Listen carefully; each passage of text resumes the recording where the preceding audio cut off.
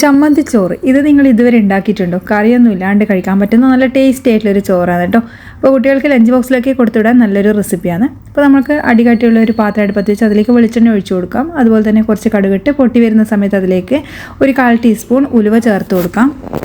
ഉലുവ ഇതിൽ ഒരുപാട് കൂടി പോകരുത്, കൈപ്പരസം കൂടി പോകും. അപ്പോൾ അതുകൊണ്ട് നമ്മൾ ഒരു 1/4 ടീസ്പൂൺ മാത്രമേ ചേർത്ത് കൊടുക്കണ്ടൂ. അതുപോലെ ഒരു 5-6 ചെറിയ ഉള്ളി ഇതുപോലെ ചെറുതായി അരിഞ്ഞിട്ട് ഒന്ന് ചേർത്ത് കൊടുക്കാം.